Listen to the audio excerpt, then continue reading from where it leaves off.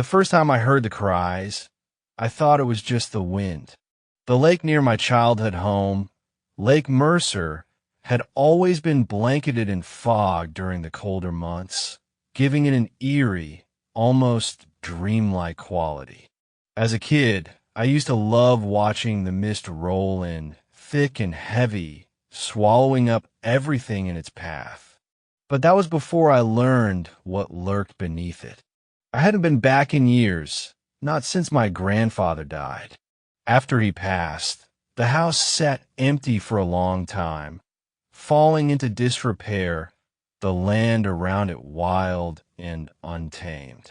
When I inherited it, I thought maybe it was a sign, a fresh start. So I packed my things and drove the 7 hours back to the house I had barely set foot in since I was 13. It was late when I arrived, and the lake was barely visible through the dense fog. The air smelled damp and heavy, the kind of cold that seeped into your bones. As I stepped out of my car, something about the stillness of the place unsettled me. The trees lining the water's edge swayed gently, but there was no wind. Just a thick, suffocating silence. I had nearly made it to the front door when I heard it. A sound so faint, I almost missed it. A cry, muffled, distant, carried through the mist. It was soft, almost like a whisper, but unmistakably human. My breath hitched, and I froze, listening. The sound came again, longer this time. It echoed across the water, barely reaching me before it was swallowed up by the fog. A trick of the wind, I told myself. But it didn't feel like the wind. I hurried inside, bolting the door behind me. The house smelled of dust and old wood, the kind of musty scent that came from years of abandonment. I left most of my unpacking for the next morning, settling only for the essentials before collapsing into the old bed in my childhood room. The wind picked up sometime after midnight, howling against the windows. Then, just as I was drifting off, I heard it again. A cry. It was closer this time. I jolted upright, my heart hammering. My bedroom window overlooked the lake, and through the fog, I could barely make out the water surface. The cries came again, sharp, desperate, like someone was out there, drowning. I grabbed a flashlight and hesitated at the front door. I knew better than to go outside. Every rational part of me screamed that it wasn't my problem, that there was nothing I could do. But my feet moved anyway. The air was colder than before, damp with moisture from the fog. My breath came out in small clouds as I stepped toward the dock, my flashlight beam cutting through the mist. The lake stretched out before me, black and endless, swallowing the light. Another cry. I turned sharply, scanning the shore. Hello. My voice barely carried. Is someone out there? No response. I took another step forward, the wooden planks of the dock creaking beneath me. I aimed my flashlight at the water, my pulse hammering in my ears. For a moment, there was nothing, just the still, inky blackness.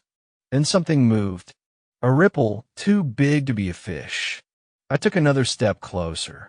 The cry came again, louder this time, just beneath the surface. My stomach twisted. It was as if the sound was coming from under the water. I had the overwhelming urge to run, to get as far away from that dock as possible. But my feet stayed rooted in place.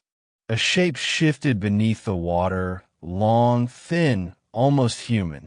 My blood turned to ice. Then, as quickly as it appeared, it vanished. The water stilled. The fog rolled in thicker, wrapping around me like a vice. The only sound was my own ragged breathing. I didn't sleep that night.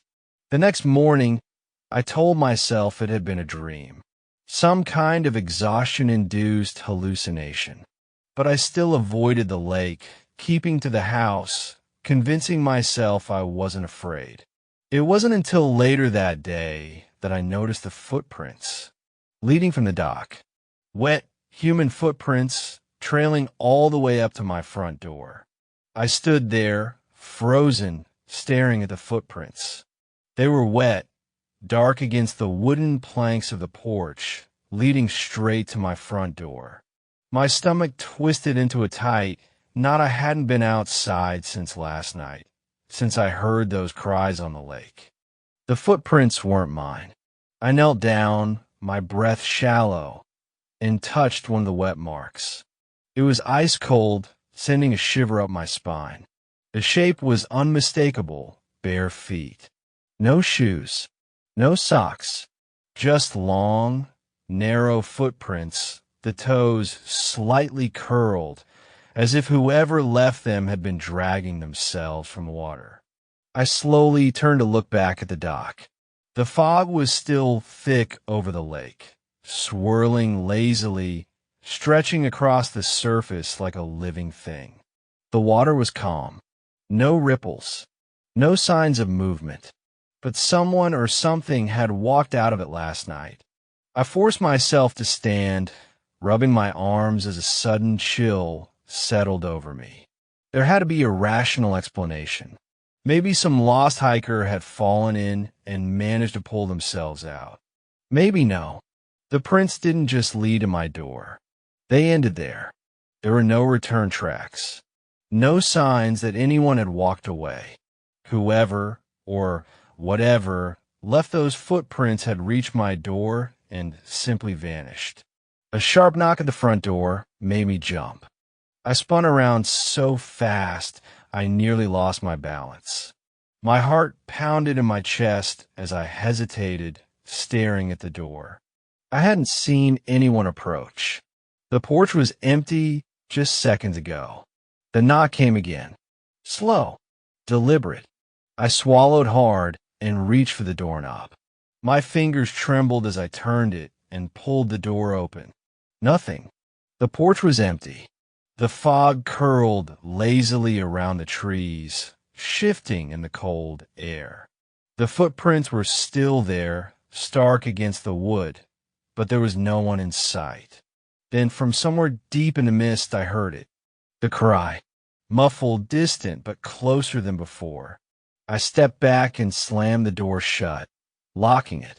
My hands were shaking as I pressed my back against the wood, trying to steady my breathing. This wasn't normal. This wasn't right. I forced myself to move, checking every window, every lock. The house felt colder than before, like something had seeped into the walls, sucking the warmth from the air.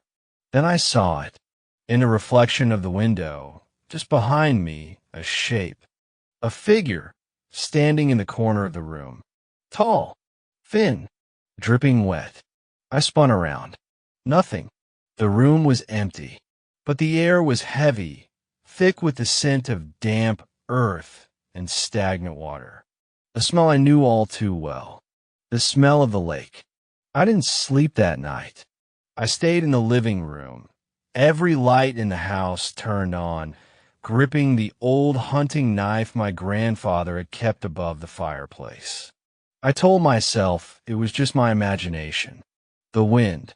The fog playing tricks on me. But then, at exactly midnight, the knocking started again. Not just on the front door. On the windows. On the walls.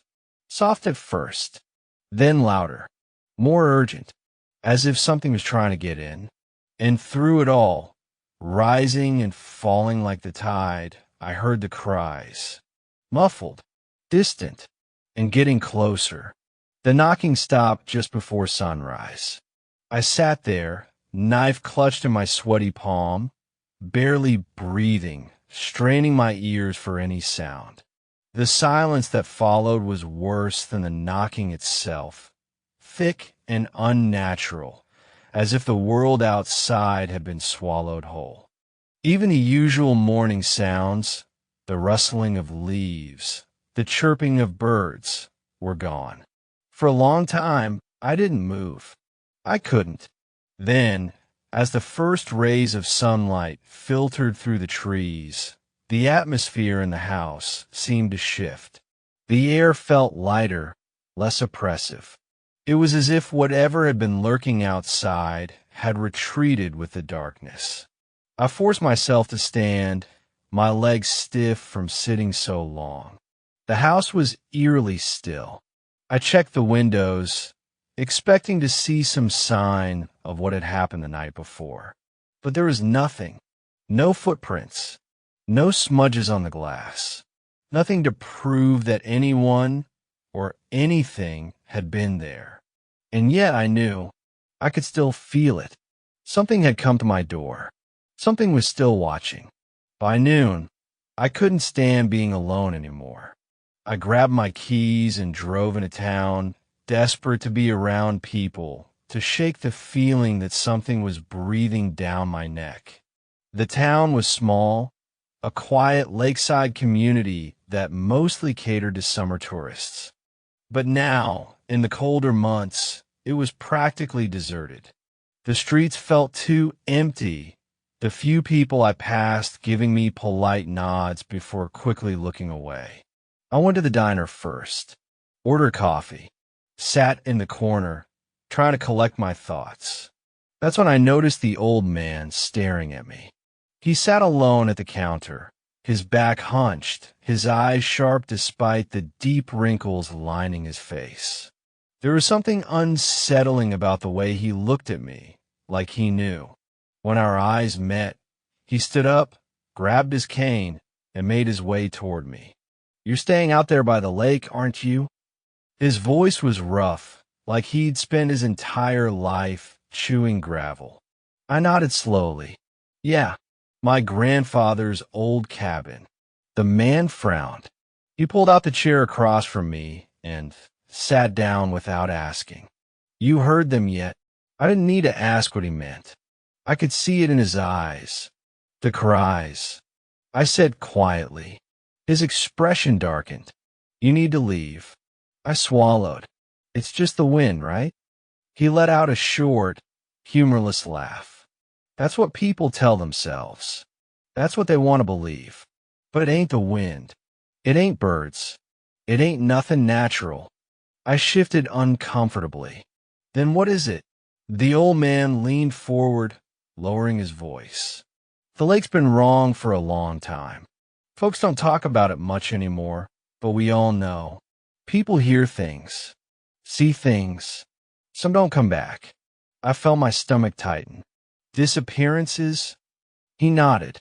"Mostly drifters. Tourists. People that ain't from here. Ain't nobody gonna ask too many questions about him." He paused. "But sometimes it's folks from town, too. The ones that get too close. The ones who don't listen." I licked my lips. "And the footprints." His eyes widened slightly. "You saw footprints." His voice was barely above a whisper. I hesitated, then nodded. "This morning, leading up to my door. No return tracks." The old man gripped his cane so hard his knuckles turned white. "Then it's already watching you." A chill crawled up my spine. "What is it?" I asked. The old man exhaled slowly. "A long time ago, there was an accident. A boat capsized. A family drowned. Some say it was an accident. Others say it was something else. The bodies were never found. Just the boat drifting in the fog, empty." My throat felt dry. "And the cries. They say it's them. The ones who drowned." His voice was barely above a whisper now. "Calling out. Trying to find a way back." He hesitated, then added, "Trying to pull someone under with them." I felt my pulse quicken. "That's just a story." He gave me a long, tired look. "You keep telling yourself that, son." I left the diner with my mind racing. The old man's words gnawed at me, sinking their hooks deep. It was just a local ghost story, right? Just small-town superstition? Then why did it feel so real? I should have driven straight home. Instead, I found myself pulling onto the gravel road that led to the lake. I wasn't sure what I was looking for.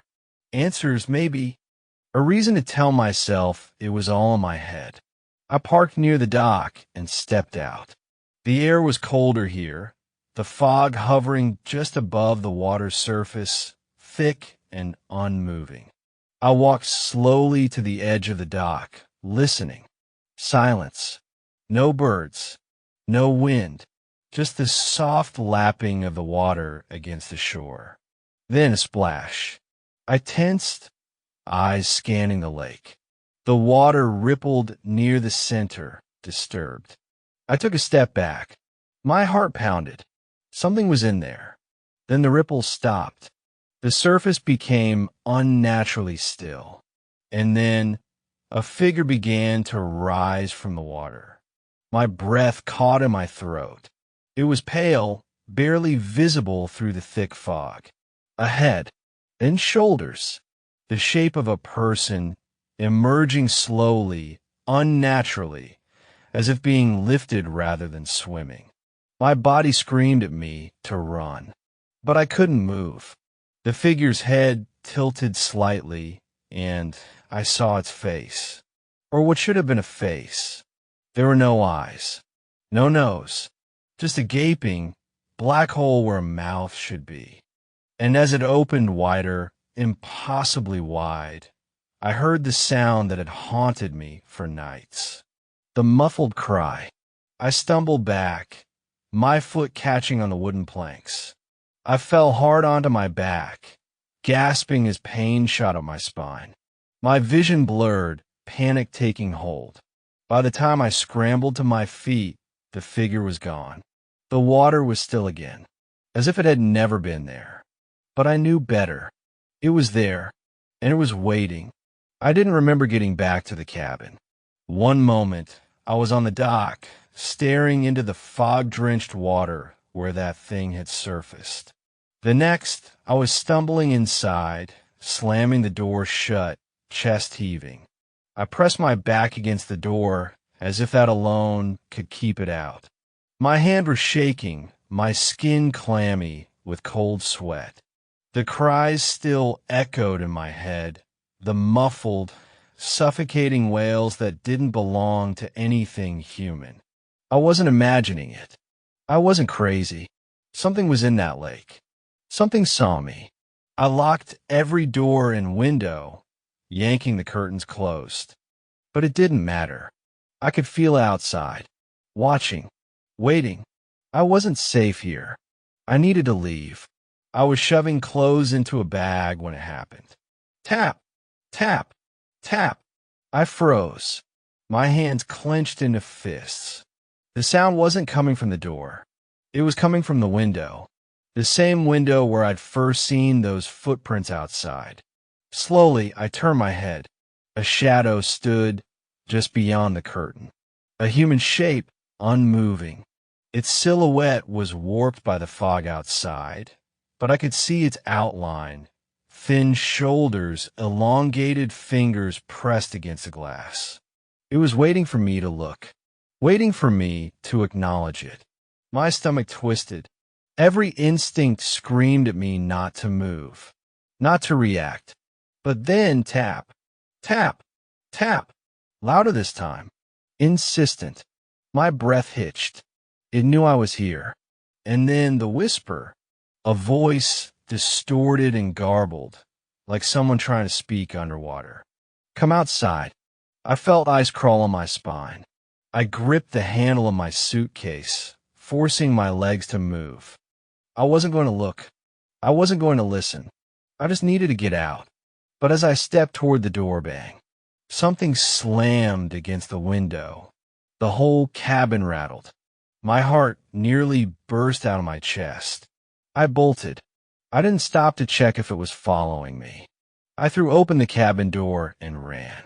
The cold air burned my lungs as I stumbled toward my car, my keys clutched in a trembling hand. Behind me, I heard something move. Not footsteps, not rustling leaves. Something else. A wet, dragging sound, like something heavy pulling itself through the damp earth. I nearly dropped my keys trying to get the door open. Finally, the lock clicked. I wrenched the door open, threw myself inside, and slammed it shut. My hand was shaking so badly that I could barely get the key into the ignition. The engine roared to life, and then something stepped into my headlights. It stood just a few feet in front of my car. A figure, soaked, dripping. Its clothes clung to its thin frame like rotting seaweed. The face, if it could even be called that, was hollow. Skin pale and wrinkled, stretched too tightly over its bones. And its mouth, Jesus, its mouth, a gaping black void. No lips, no teeth, just a dark, empty hole that seemed to pull in the light around it. And the worst part? It was smiling. I slammed my foot on the gas. The tires screeched against the gravel, the car lurching forward. But as I sped toward the thing, it didn't move. It didn't flinch, didn't run. And the moment my headlights passed over it, it was gone, like it had never been there at all. I didn't stop driving. I tore down the narrow, fog-covered roads, gripping the wheel so tightly my knuckles turned white. My heart was still hammering, my mind racing. But after 10 minutes, something was wrong. The road wasn't ending. I knew this route. There was only one road leading away from the lake, just a few miles through the forest before it connected to the highway. But no matter how far I drove, I never reached it. The trees on either side of the road blurred together, a never-ending tunnel of twisted branches. My headlights barely cut through the fog, and my dashboard clock wasn't changing. No time had passed. I gritted my teeth, my pulse pounding in my ears. I just need to keep going. But as soon as I thought that, the road curved. And suddenly, I was back at the lake. I slammed on the brakes, the car skidding to a stop. My stomach dropped. I had driven in a straight line. I hadn't turned. I knew I hadn't turned. And yet here I was. The lake stretched out before me, still and silent. The fog swirled lazily over its surface, reflecting the dim glow of my headlights. And in the distance, a figure stood on the dock, waiting, watching. I let out a strangled breath. My entire body went cold. This wasn't real. This couldn't be real.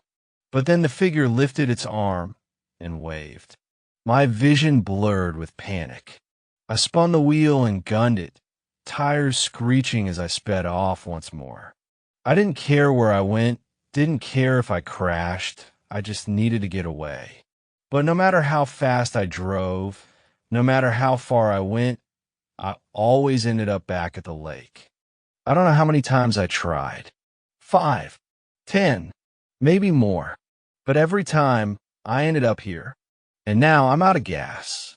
I sit in the driver's seat, gripping the wheel, my entire body trembling. My phone has no service. My battery is dying.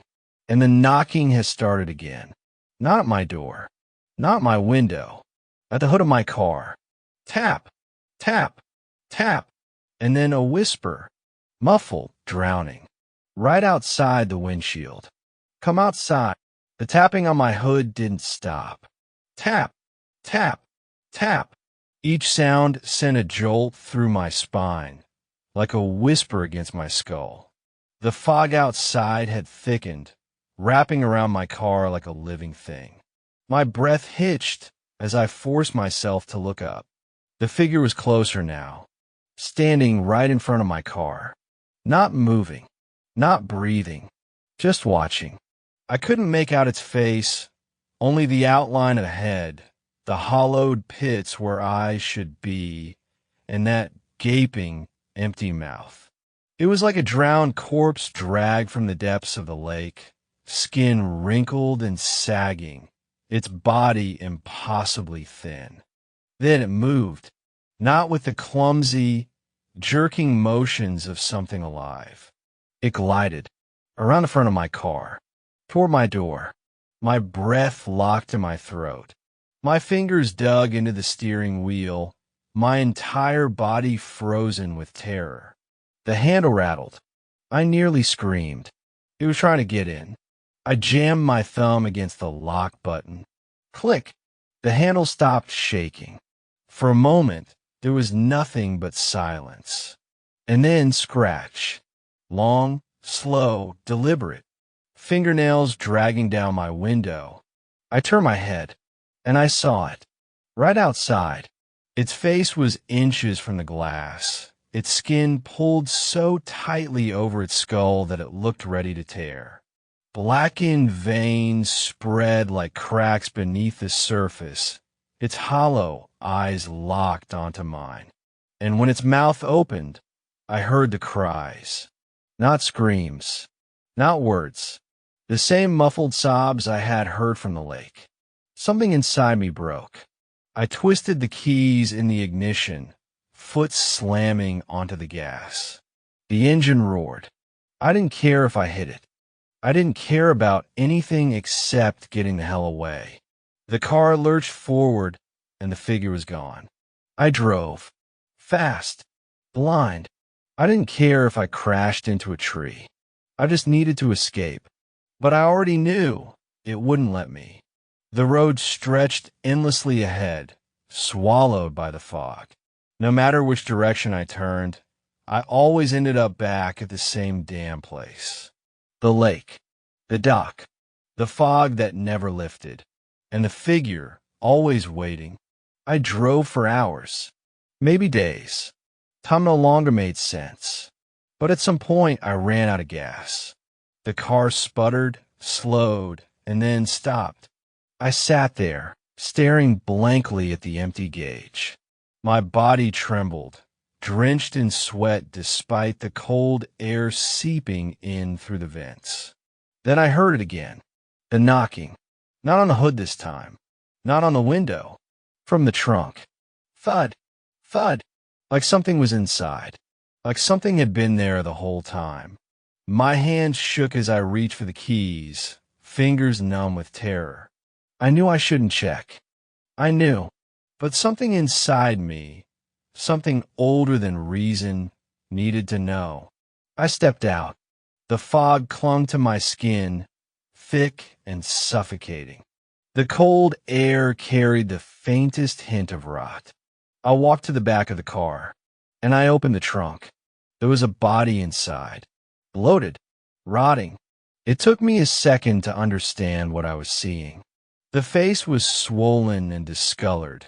The lips stretched wide in a grotesque, unnatural grin. And then I saw the eyes. Glass-like, dead. But they were my eyes. It was me.